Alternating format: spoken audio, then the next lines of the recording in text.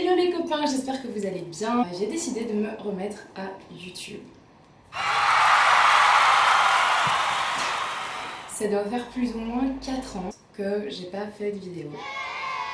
Et oui, j'avais envie de reprendre un peu les vidéos. Ça va être un peu de tout. On va parler de lifestyle, de make-up, de produits de soins, de musique, de livres, de voyages. On va essayer de diversifier au maximum.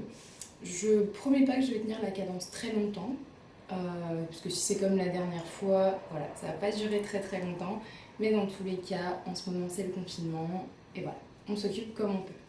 Alors, on me demande très souvent sur Instagram, pendant mes lives ou quand je fais des voyages à New York, comment est-ce que j'ai appris à parler anglais. Eh bien, ça va être tout simple, c'est vraiment ce que je vais vous expliquer dans la vidéo d'aujourd'hui.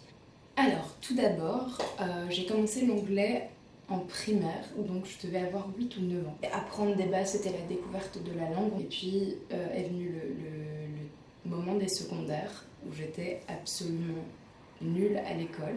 Le cours d'anglais, c'était vraiment celui que j'attendais le plus, parmi tous les cours. Du coup, j'ai eu un professeur extraordinaire, même deux, qui ont été géniaux, qui m'ont énormément poussée. Mais ensuite, j'ai dû arrêter l'école pour des raisons qui n'ont absolument rien à faire dans cette vidéo. Mais dites-moi en commentaire si vous voulez que je vous en parle et que je fasse une petite story time du pourquoi j'ai arrêté l'école. Donc j'ai arrêté l'école et c'est vrai qu'avec ma meilleure amie, Chloé, si tu passes par là, je te fais des bisous, on parlait très souvent de stages linguistiques aux États-Unis pour l'été en fait. Donc elle a trouvé un stage sur le site de Web. C'est un programme d'été en fait qui s'appelait The Summer Family Experience, je pense, qui coûtait quand même relativement cher. Donc c'était un programme qui était censé durer, je pense, c'était 3 semaines et demie. Donc on partait à New York avec un groupe. Donc il y avait des jeunes du monde entier en fait, du moins de l'Europe. Et là-bas, on était logés chez l'habitant, on avait des cours le matin et des activités l'après-midi, plus des visites de New York City qui étaient prévues. Donc voilà, évidemment, ça nous fait rêver. On avait 17 ans, donc c'est vrai que voilà, tout de suite le rêve américain, des étoiles plein les yeux. On a pris des renseignements auprès de l'organisme qui est le Web et qui prend en charge en fait toutes sortes d'Erasmus, de stages d'été, de stages tout court, de programmes de bénévolat, etc. Et donc, on a fini par réserver ce voyage. On avait demandé pour être toutes les deux dans la même famille d'accueil. Et au final, on a appris que c'était pas possible. Alors la désillusion totale. Ils ne voulaient pas forcément que deux personnes qui parlaient la même langue soient dans la même famille d'accueil pour qu'on puisse vraiment parler anglais et découvrir et apprendre la langue au maximum. Le moment était venu. Pour Chloé, du moins, de découvrir sa famille d'accueil. À quelques mois, je pense 2 ou 3 mois du départ.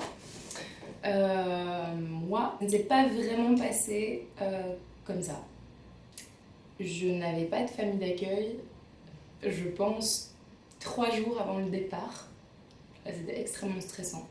Dans ce stage, donc on payait, je ne me rappelle plus exactement du prix, je pense que ça devait être 2000 ou 2500 euros, quelque chose comme ça. 3 jours avant le départ, j'ai reçu un mail de l'organisme me donnant toutes les informations sur la personne qui allait m'accueillir. J'étais toute excitée, je vois que c'était une jeune fille de 25 ans qui vivait toute seule avec son chien. Et là, le rêve s'effondre un peu pour la gamine de 17 ans qui rêve de partir aux States dans une famille immense. Au final, je ne regrette absolument pas mon expérience dans cette famille. On a eu une relation qui était très fusionnelle. C'était comme ma sœur, littéralement. Je la considère encore aujourd'hui comme ma sœur et inversement. En groupe, il y a des gens qui sont tombés sur des familles qui étaient vraiment pas cool. Il y a des personnes qui ont dû changer de famille, pour qui ça se passait vraiment pas bien. Donc voilà, moi je m'estime plus qu'heureuse d'être d'être tombée sur Johanna, qui a été juste exceptionnelle. Le problème qu'on a rencontré avec Web, il y en a eu plusieurs déjà. Il y en a eu plusieurs. Il n'était absolument pas mentionné sur le site internet qu'on voyagerait seul. Donc on n'avait absolument aucun accompagnant. Donc on est venu à l'aéroport, on nous a remis une pochette avec notre prénom. Et à l'intérieur de ça, on avait évidemment nos billets d'avion. Il y avait une ligne d'urgence en fait si on avait besoin de s'exprimer dans notre langue. Ah non, je suis trop émue, ça fait tellement longtemps que je n'avais pas vu ce document. C'est le premier document que j'ai reçu concernant ma famille d'accueil en fait. Donc il est écrit ta famille d'accueil et puis il y a toutes les informations. Ensuite on avait des petits tags de la compagnie. Ah ok, donc ça concernait aussi les billets d'avion. Si jamais on avait besoin de trouver quoi que ce soit, parce que les Américains ne rigolent pas. On recevait aussi un t-shirt à l'image du web et un sac à dos. Nous voilà à l'aéroport, on nous remet cette pochette et puis on s'en va. On était littéralement toutes les deux à 17 ans dans l'aéroport en train de passer les contrôles et en train de se dire comment est-ce qu'on va faire? On est toutes seules. On a pris l'avion, tout s'est très bien passé. Et ensuite, on est arrivé aux États-Unis où on a littéralement eu plein de problèmes. Parce que dans l'avion, ils étaient censés nous donner un document bleu à remplir en fait pour donner quand on arrive en fait aux États-Unis, on se fait contrôler. On doit montrer le passeport et ce document. Sauf que nous, on ne l'avait pas eu. Vous imaginez l'angoisse quand on se rend compte que tout le monde, littéralement, tout le monde dans l'aéroport a ce fameux papier bleu qui est complété, mais que nous, on ne l'a pas. Je pense qu'on a attendu presque 3 heures. Et vient notre tour. Heureusement, on est tombé sur un agent très très gentil qui parlait bien français et qui a été très indulgent avec nous parce qu'on avait nos t-shirts de web et nos sacs à dos de web. Donc il est allé nous chercher le document et puis il nous a pris les empreintes, les photos, etc. Il a ouvert le passeport et il a mis un cachet et voilà, l'aventure pouvait commencer. Sauf qu'on n'avait absolument aucune idée de qui venait nous chercher à l'aéroport. On nous avait pas expliqué en fait au préalable ce qui allait se passer quand on allait descendre de l'avion. Donc voilà, on a été quand même très en colère sur Web à ce moment-là parce qu'on avait 17 ans et qu'on n'avait jamais voyagé aussi loin toute seule. Et voilà, c'était que le début. On était en colère, mais c'était vraiment que le début. Donc finalement, il y avait 2 personnes qui nous attendaient à l'aéroport avec une petite pancarte. On est tous montés dans la voiture en direction de la famille d'accueil de ma meilleure amie Chloé. Car sa mère d'accueil était en fait la responsable du groupe. Donc on est arrivé chez eux, il y avait plein d'autres gens. Moi j'étais un peu perdue parce que j'avais pas du tout de nouvelles de la personne chez qui je devais aller, donc Johanna. Elle était au travail, on a mangé un bout de pizza et elle est enfin arrivée. Là c'était vraiment génial. J'étais pas toute seule dans la famille, du moins avec elle. J'étais pas seule, il y avait une autre étudiante, Federica, qui était italienne.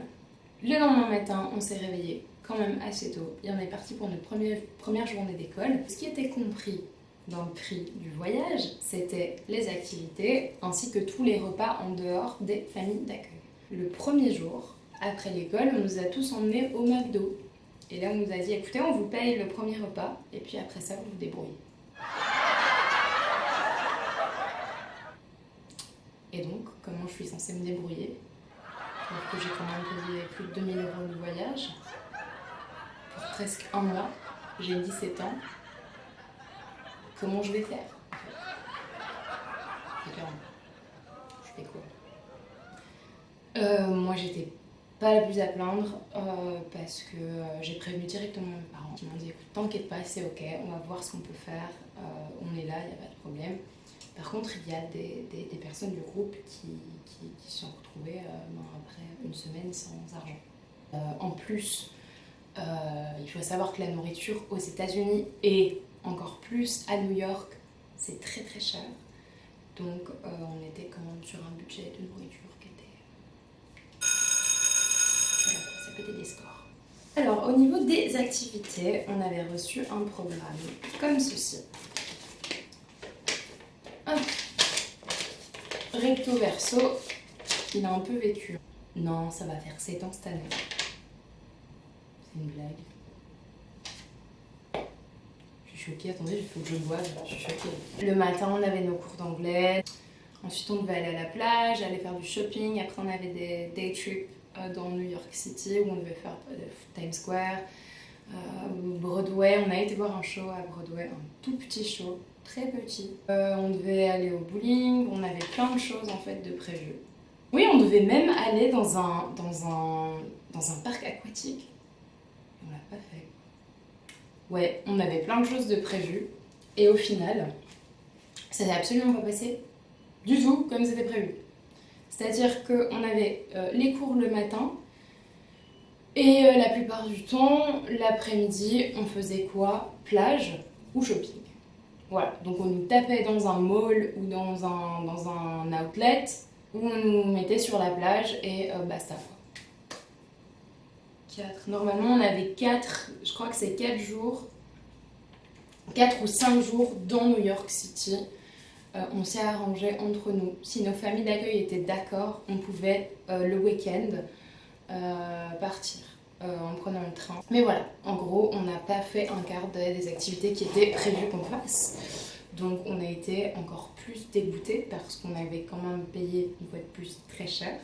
Donc on arrive, on nous annonce qu'on doit payer nos repas, on nous annonce au final que on ne fait pas les activités qu'on avait prévu de faire. C'est moyen quand même. On a eu de la chance, on a pu tout de même faire des activités dans New York City, comme aller voir la Statue de la Liberté, monter en haut de l'Empire State Building. On a fait quand même des choses vachement chouettes. On a eu des petits moments où on était seuls dans New York, donc ça c'était vachement chouette aussi. À savoir que la boss, donc la mère d'accueil de Chloé, c'était une vraie tyran quoi, c'était horrible, on n'en pouvait plus. Mais la vie là-bas, ça se passait quand même très bien. Parce que c'est l'Amérique, c'est New York. Et en plus de ça, j'étais avec une famille d'accueil juste extraordinaire. Et il n'y a rien qui est pareil ici en fait. C'est un autre monde. Donc voilà, c'est comme ça que j'ai vraiment appris l'anglais. Parce qu'on était en totale immersion dans une famille américaine, avec la culture américaine. Et au final, moi j'avais, à part ma meilleure amie et 2 ou 3 personnes qui parlaient un peu français, il y avait personne d'autre en fait. Et on était tous dispatchés dans des familles différentes. Ce qui fait qu'on n'avait pas le choix de parler anglais entre nous, ou de parler anglais avec soit nos familles d'accueil ou des gens qui nous accompagnaient. Je me rends compte que si on ne nous avait pas forcé à parler anglais entre nous, même entre celles et ceux qui parlaient français, eh bien j'aurais pas pu apprendre tout ce que je sais encore une fois aujourd'hui. On n'avait absolument pas le choix de parler anglais, de comprendre et de se faire comprendre. Et je pense que ça c'est un des points vraiment positifs. Un autre point extrêmement important, si vous décidez de faire un stage comme celui-là, c'est de rester en contact. Je pense qu'à l'heure actuelle, je suis la seule de tout le groupe à toujours être en contact avec ma famille d'accueil. C'est d'y retourner tous les 2 ans. Et moi, je trouve que c'est quand même une chance que j'ai d'avoir gardé de si bons liens.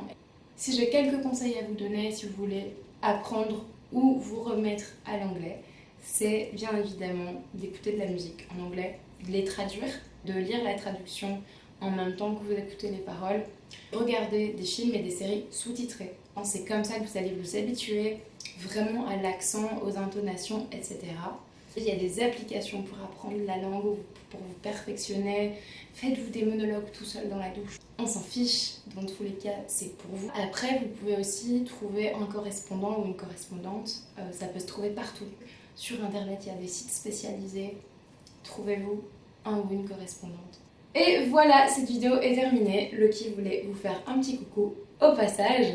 N'hésitez pas à me dire ce que vous en avez pensé dans les commentaires. Si vous avez d'autres idées pour des prochaines vidéos, n'hésitez pas non plus à liker, à vous abonner et à partager. Et je vous retrouve très bientôt pour une nouvelle vidéo. Je vous fais des bisous. Mouah.